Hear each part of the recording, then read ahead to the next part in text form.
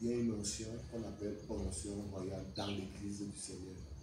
Vous avez commencé à remarquer d'abord que la Bible déclare que Jésus-Christ est le roi des rois. Quand on dit le roi des rois, c'est parce que ses enfants sur la terre, ils les établissent comme des rois parce qu'ils ne peuvent pas régner au ciel.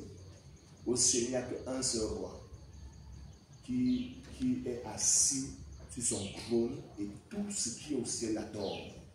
Tout ce qui est au ciel contemple sa majesté, sa gloire. Le ciel est extrêmement glorieux que tout ce qui est là-bas se soumet. Là, quand tu entres au ciel, quand tu es au ciel, le premier sentiment que tu as d'abord, c'est le sentiment d'humilité et de rabaissement devant une grande divinité, mais devant un grand Dieu, si tu veux, il peut dire ça.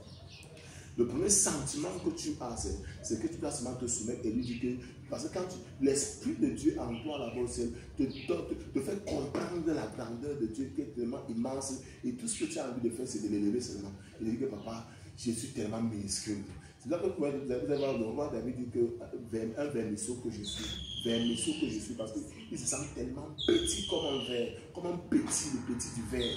Donc, c'est là, ça veut dire que ce verset révèle la capacité de David de voir Dieu à une autre dimension. Il y a des gens qui peuvent adorer Dieu, mais sans voir Dieu dans une autre dimension. Il y a des gens qui peuvent servir Dieu sans voir Dieu. Tant que tu n'as pas cette visitation, ce sont des visitations divines qu'on fait, c'est une façon de voir Dieu, c'est une vision de Dieu. Parce que quand tu vois, la Bible déclare que Moïse a vu le dos de Dieu, par exemple. Il a vu Dieu à une autre face, chacun a une façon de voir Dieu. Et c'est le niveau de vision de Dieu que tu as qui te permet de le voir au niveau que tu as vu. Amen. Mais le sujet de ce matin, c'est un sujet très capital et très important. Et tout chrétien qui découvre cette onction, découvre l'enseignement de cette onction, le premier symptôme qui va se manifester sur ce chrétien, c'est qu'il aura le désir d'avoir ça. Quand tu vas commencer à voir comment les ténèbres fonctionnent sur la terre, comment le royaume des ténèbres fonctionne et comment ils détruisent les âmes, détruisent les vies et tout ça, et tu vois comment ta famille a été tellement manipulée, consumée, détruite, et tu découvres qu'il y a un truc comme ça qui est dans le royaume de Dieu, que Dieu a réservé pour une catégorie de personnes qui la cherchent, cette onction-là. Dès que tu sors d'un tel enseignement-là, le seul désir qui commence à animer ton cœur, tu vas dire, Seigneur, je veux l'onction royale. L'onction royale, quand tu vas découvrir les fonctions de l'onction royale maintenant, tu vas dire, oh papa, s'il te plaît, je veux ça. Pas pour t'enorgueillir. C'est bien de demander une onction à Dieu avec des bons motifs. Si tu demandes l'onction à Dieu avec des très mauvais motifs, tu auras des problèmes spirituels. Quand il dit problème spirituel, tu auras des problèmes d'avoir avec Dieu. Même Dieu va d'abord te faire des problèmes. On va remarquer que le monsieur même qui a reçu l'onction aussi n'a même pas pu exercer l'onction parce qu'il y a certaines lois qu'il a jouées avec. Vous savez, dans chaque grandeur, il y a des lois, il y a des principes. On entend ici. Dans chaque grandeur de la vie, quand tu as un riche, tu auras des limites dans ta vie, tu auras des principes dans ta vie. Tu vas plus vivre n'importe comment. Les grandes personnalités ne vivent pas n'importe comment. Donc, l'onction, si t'impose la grandeur, dis Amen. Amen. On entend ici. Ça t'impose la grandeur. Même les mouvements que ça amène dans ta vie, tu n'es plus normal. Même quand tu sais que tu n'es plus normal. Pendant qu'on va lire ce passage, quand tu vas découvrir des passages où on dit que la personne est plus normale. Alléluia. Donc, quand un chrétien découvre que Jésus-Christ est le roi des rois et que lui, il est un petit roi sur la terre, et donc Dieu nous confronte, Dieu veut nous confier la royauté sur la terre, nous, ses disciples, afin que partout où on arrive, on gagne les royaumes pour lui.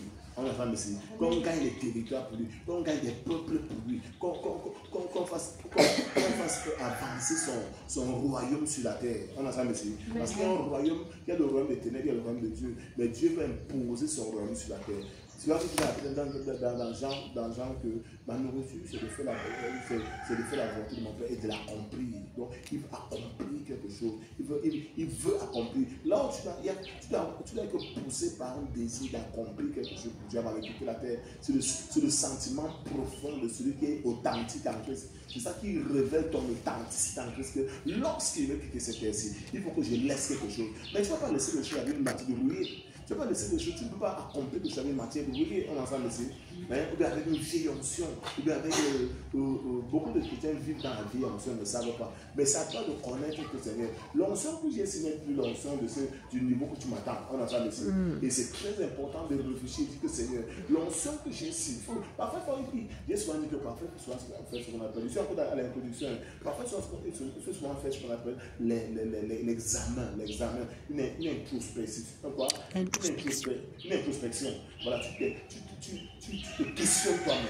Et tu as pensé à être vrai avec toi-même. Parce que la Bible déclare que Jésus est le chemin, la vérité et la vie. Donc quand tu te mets sur le chemin de Jésus-Christ, il faut que la fondation de ta vie chrétienne soit la vérité. Donc tu dis à toi-même la vérité. Ne passe pas ton temps à évangéliser, parler de Jésus à tout le monde.